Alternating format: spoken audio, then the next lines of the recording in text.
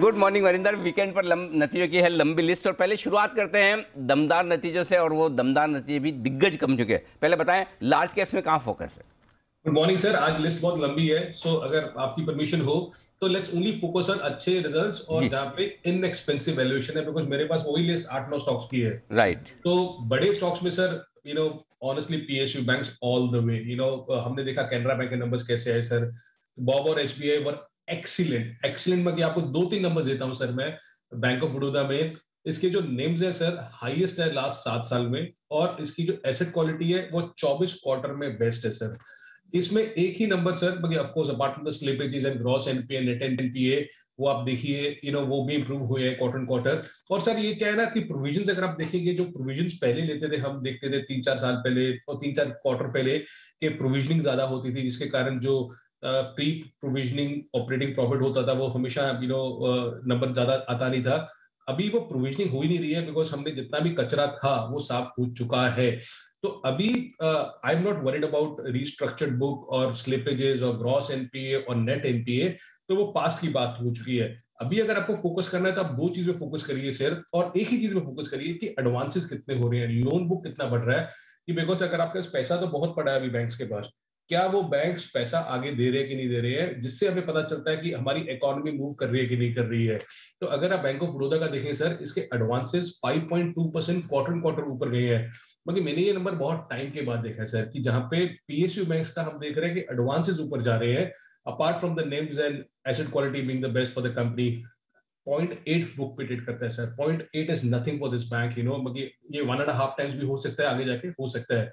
SBI का देखिए sir, मैं हमेशा इसको एक प्राइवेट सेक्टर बैंक मानता हूं, तो मगर ये जिस तरीके से नंबर्स दे रहा है, ये बहुत ऐसे प्राइवेट सेक्टर बैंक है जो ऑलरेडी एस्टेब्लिश है उनसे भी अच्छे दे रहा है। मतलब कि लोएस्ट स्लिपेज रेशियो है सर 25 क्वार्टर में। रिटर्न ऑन इक्विटी सर इसकी 14% रही है सर। 14% पहली बार हुआ है सर ये 6 साल में। पहली बार 6 साल में हुआ है कि आपको आरओईज इस बैंक की 14% दिख रही है।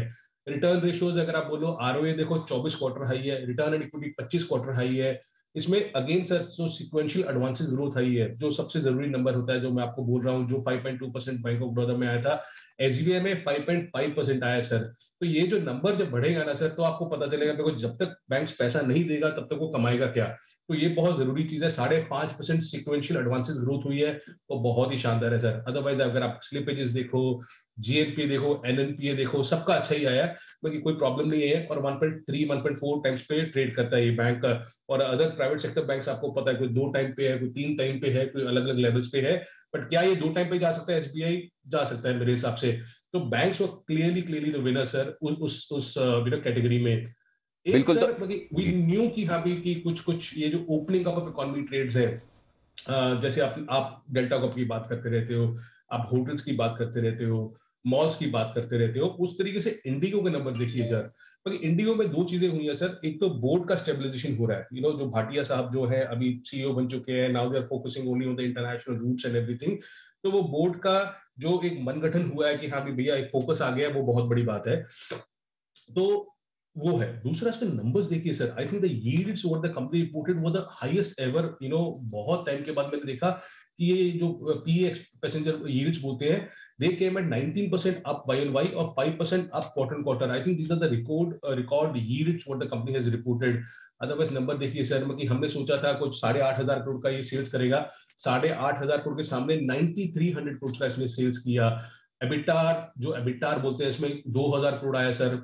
वाई ऑन वाई डबल हो चुका है। क्वार्टर क्वार्टर देखो तो 350 करोड़ से 2,000 करोड़ हो चुका है।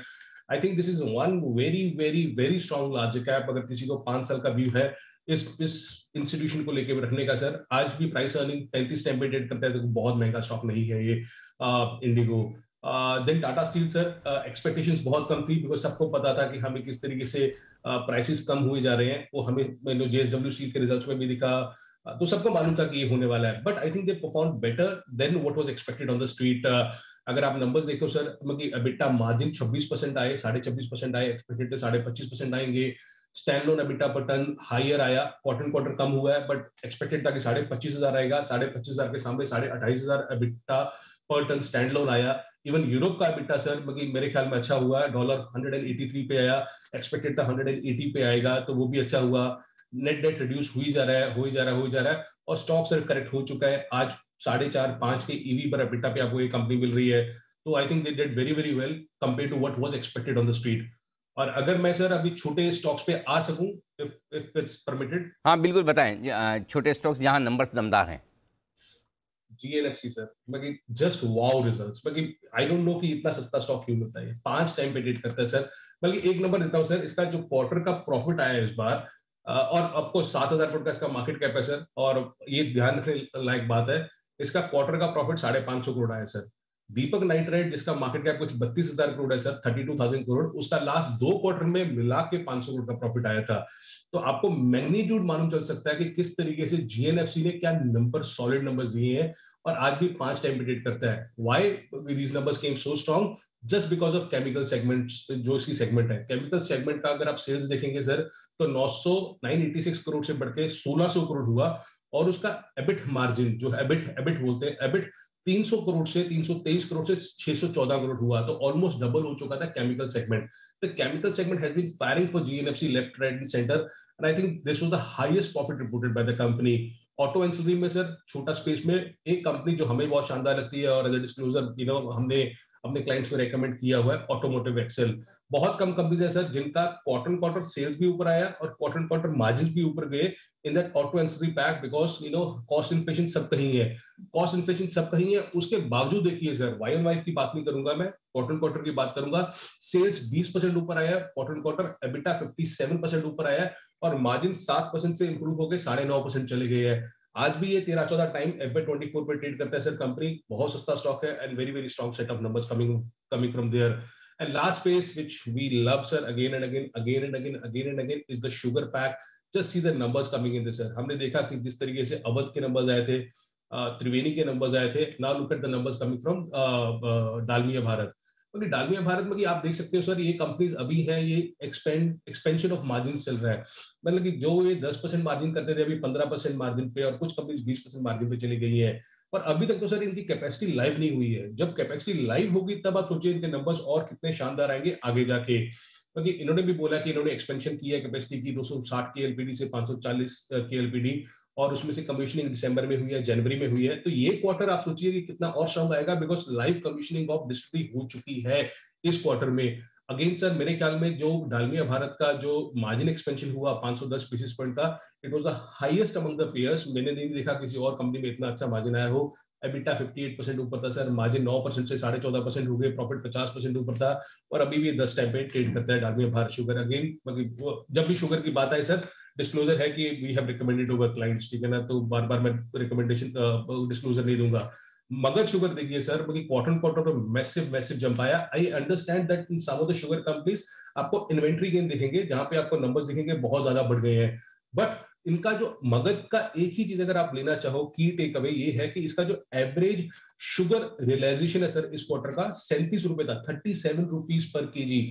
सर ये मगध ना बिहार में है, इसलिए इसका जो रियलाइजेशन है ये यूपी वालों से भी अच्छा आता है। मतलब यूपी में मैंने देखा नहीं, बलरामपुर और त्रिवेणी का भी 36 के आसपास आया था, इसका जो रियलाइजेशन है ये इवन उनसे भी अच्छा आया, 37 रुपीज पे आया, तो it was very very good. EBITDA sir बाकी क्वार्टर क्वार्टर देखो तो 11 करोड़ से 42 करोड़ हो गया है, बाकी 20% 21% मार्जिन हो गया सर मगध शुगर का। छोटा कंपनी है I know, but they are doing very very well. अभी इंपॉर्टेंट क्या था सर, अगेन मैं बोल रहा हूँ कि इनकी जो कमीशनिंग होगी, लाइव होगा जो कैपेक्स किया है, तब नंबर्स शानदार आएंगे। कंपनी ने क्लियरली बोला है कि 1 फरवरी को इनका एक सिद्धवालिया में डिस्टिलरी है सर, जिसका 70 केएलपीडी कैपेसिटी है, वो लाइव हो चुका है 1 फेब को। तो आपको 2 क्वार्टर का नंबर इसका बहुत स्ट्रॉन्ग दिखेगा। इसका कैपेसिटी कुछ 150 केएलपीडी था, उसके ऊपर 70 केएलपीडी का इसने लाइव कमीशनिंग कर दिया है इस क्वार्टर में। तो आपको 4th क्वार्टर मेरे सबसे बहुत स्ट्रॉन्ग दिखना चाहिए मगध शुगर का। एक छोटा कंपनी है sir Ugar sugar, again I am sure इसमें इन्वेंट्री गेन होगा, बट 400 करोड़ का मार्केट कैप है सर, और 50 करोड़ का प्रॉफिट आया इस कंपनी में क्वार्टर का। मतलब इन्वेंट्री गेन है, बाकी होगा इसमें, बिकॉज आपको सेगमेंट में देखेंगे तो सेगमेंट में इतना बढ़ोतरी नहीं देखा शुगर में और डिस्टिलरी में, बट क्या नंबर आया सर। मतलब ये कंपनी क्या बोल रही है सर, आप सोचिए, ये कंपनी बोल रही है कि मैं आज की डेट में इसका मेरे ख्याल में 200 केएलपीडी का कैपेसिटी है। 200 केएलपीडी के ऊपर सर ये बोलता है मैं 645 केएलपीडी और लगा रहा हूँ। क्योंकि the kind of expansion this companies are doing is mind boggling. क्योंकि वो बोल रहे हैं कि हमें एनवायरमेंटल क्लियरेंस मिल चुका है कि हम एक्सपेंशन करेंगे 645 केएलपीडी का, 200 करोड़ का कैपेक्स करेंगे सर। मतलब 400 करोड़ वाली कंपनी बोले 200 करोड़ कैपेक्स करूंगा, जिसमें से मैं 87 करोड़ इंटरनल एक्रूवल दूंगा और बाकी मैं वो बाहर से डेट लूंगा जिसका वो इंटरेस्ट रेट सबवेंशन में उनको पैसा मिल जाता है। So left right and centre sir. Uttam Sugar mill, मतलब इसका जो सेल्स का नंबर था 618 crore sir, actually 618 crore is equal to what even Dalmia does. इसमें कोई कमीशनिंग हुआ, वन ऑफ आया, बाकी एबिटा 68% ऊपर है सर, प्रॉफिट 40 करोड़ आया। बाकी कोई ना कोई एक्सपोर्ट कॉन्ट्रैक्ट मुझे लगता है कि बहुत बड़ा बुक हुआ होगा। इसका कोई press release, investor presentation, conference नहीं होता सर, तो डिटेल्स बहुत कम मिलती है। बट अदरवाइज कोई भी नंबर उठा लीजिए सर इस स्मॉलर शुगर पैक में, हमें सबसे अच्छा मगध लगता है सर, और Dalmia of course in the bigger ones. But these are the companies जहां पे मुझे लगता है कि नंबर्स अच्छे आए थे और वैल्यूएशन अभी भी इनएक्सपेंसिव है।